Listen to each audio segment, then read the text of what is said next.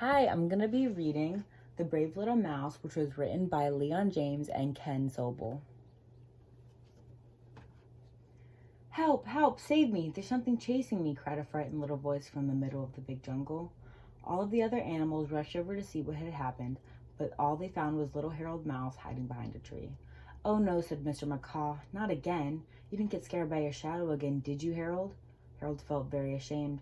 I thought it was a lion, he said. It was so big. Well, that's just the way shadows are sometimes, said Mrs. Giraffe. Harold, you're just afraid of everything. It's true, he sobbed. But I can't help it. Everything else in the jungle is so big and I'm just so small. I wish I were as brave as a lion, but I'm not. It's no use, Harold said to himself. I'll never be brave. The best thing I can do is find a nice, safe hiding place. At least I can live there and not be afraid.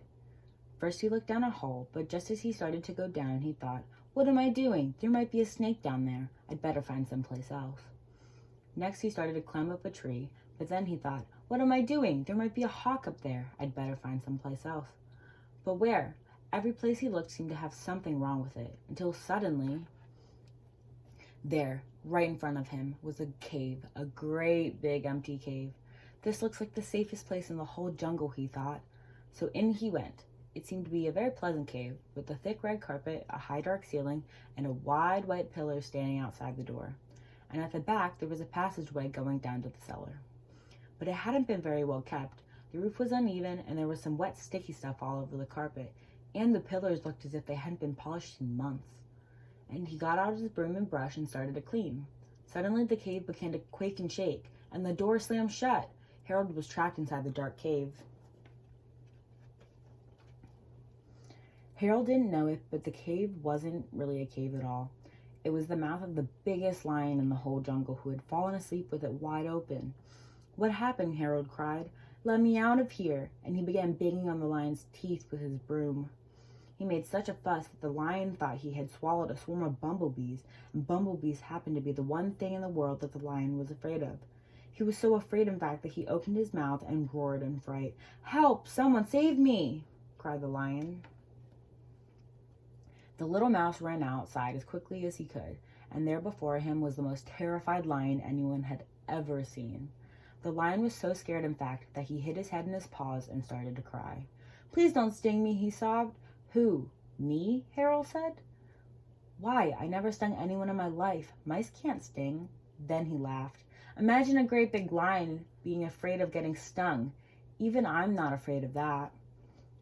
And he said to the lion, don't worry, I won't hurt you. The lion opened his eyes a little and peeped out. To his great surprise, all he could see was a mouse standing in front of him. Why, I thought you were a swarm of bumblebees, he said to Harold. That's nothing, Harold said. I thought your mouth was a cave and I was going to live in it. Then they both sat down and laughed, and how foolish they had been, and soon they became good friends. Harold told the lion how unhappy he was. None of the other animals would have anything to do with him because he wasn't as brave as they were. The lion told Harold how unhappy he was, and that none of the other animals would have anything to do with him either because he scared them when he roared. They sat and thought about their problems for a while. Say, Harold cried suddenly, I have an idea. Why don't we go to the city and join the circus?